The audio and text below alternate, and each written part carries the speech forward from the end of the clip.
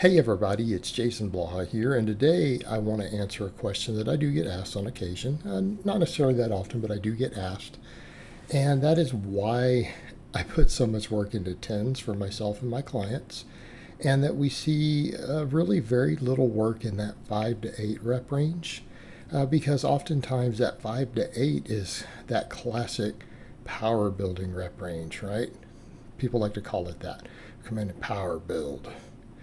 Well, the reason they say that is because in a lot of cases it's kind of the best of both worlds in the sense of we can produce maximum hypertrophy in that rep range. I mean, you can produce maximum size with fives. It can be done. Absolutely can be done. It also tends to yield slightly better neuromuscular efficiency to go a little heavier than the tens. Okay? It does. It does. However, that's not how we program. That sort of mindset only makes sense if you're training only a single rep range. How do you see my clients train? We generally do a very heavy AMRAP at the start of a workout on a big exercise. Or we do a max effort lift, more common depending on my clients. Or we do dynamic effort or speed work at the start of a movement. Okay, we do that, then we go to our volume for hypertrophy. In other words, it's either heavy work or fast work, followed by pump work. That's how I program. That's how I program. We don't do just a single rep range. Okay, so accordingly, that changes everything. It changes the entire game completely, because when people start looking at these individual rep ranges or individual exercises, they're looking at them as a single variable. They are not looking at the big picture of your total training day, your training week, your training month, how that all fits into the stress recovery adaptation cycle. They're not looking at any of that. We're looking at, if we take this one variable, and we don't even have many variables, we stick to this one rep range, what happens? Well, what you find in the studies is if you do that, the heavier work produces the same hypertrophy, right? 10s, 15s, 20s, those higher reps, they all produce the same hypertrophy as 3s, 5s, 6s, whatever, right? When the volumes are similarly appropriate, right? And the lower reps give us slightly better strength. What do we mean by strength? Our 1 rep max. That is how we measure strength. When you have someone who says, well, there's different ways to measure strength. No, there isn't. What in the F are you talking about? No, there isn't. You don't know what the word strength means. If someone says that, they don't know what strength is. Strength is how much force you can produce against an external object. Okay? If you do 3 reps, you're producing less force than if you go heavier with 1 rep. So someone says, well, I can do a test of strength by AMRAPing my pull-ups. No, you can't. You need to strap plates on and test your 1 rep max. That is how we define strength, because you produce more force. Okay? If you did 100 pull-ups with your body weight, 100 reps versus doing 1 rep with a 25-pound plate around your waist, which one produced more force?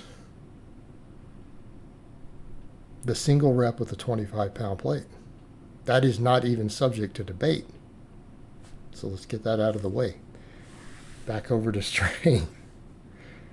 Doesn't mean the person who did the 100 reps doesn't have the potential for more strength. They just didn't produce more strength when we just looked at it. Understand the difference. Obviously, in the real world, someone who can do 20 pull-ups is dramatically stronger than someone who can hang a 25-pound plate and only do 1. But that doesn't mean they've actually displayed it. Their test of strength was lower. So, strength, 1 rep max. How much force you can exert. Right. Strength is higher. The downside, you get beat up more. There's more fatigue through the week. People hurt more. All these things. So accordingly, I very rarely use those medium rep ranges. Why? Because I'm not worried about a hybrid rep range. We're not looking at our training as, hey, what can we do a single thing and get all these multiple training modalities out of it? No, because you're a jack of all trades and a master of none. And I'm aware that that's not the full part of the expression. That is often a way it's used, technically incorrectly. But you guys get the idea. It doesn't work as well. It works better to actually do real strength. How about you do one rep? What's the best way to build one rep max strength, to do a single rep? And I don't mean it has to be on the same exercise exactly. Maxing is a skill. And it involves a skill that is learned at the motor unit level with intramuscular and intramuscular coordination, neural drive, all these things. It's a skill. The body has to learn, not just the brain. Right? The other parts of your nervous system have to learn it also. So accordingly, what's the best way to develop it? To simply utilize it.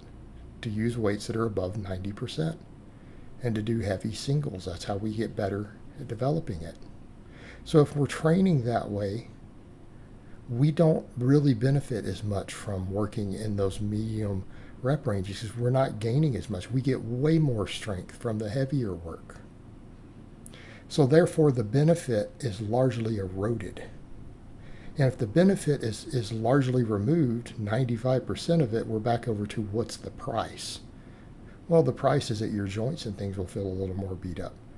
So we go for the higher rep work to fill that gap for the hypertrophy. We'll do the lighter work. We'll do the 10s. We'll do the 12s. Because they produce the same hypertrophy without the negative effects.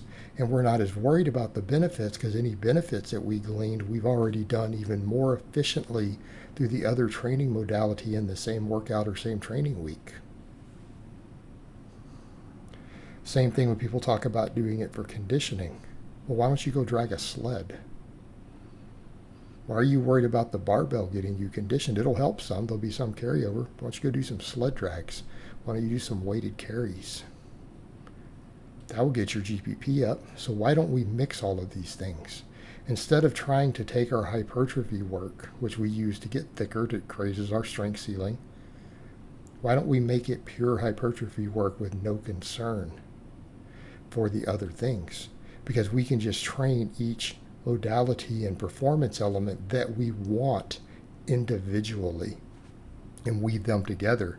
Instead of trying to get 80% of the best of each world, we can get 100% of the best on everything by just training each one. And then we make it flow together. And that's the idea. And that's why I use those rep ranges for most of the volume. All right, guys, but that's really all I have to say on that today. I hope it's been informative, and I will talk to you guys next time.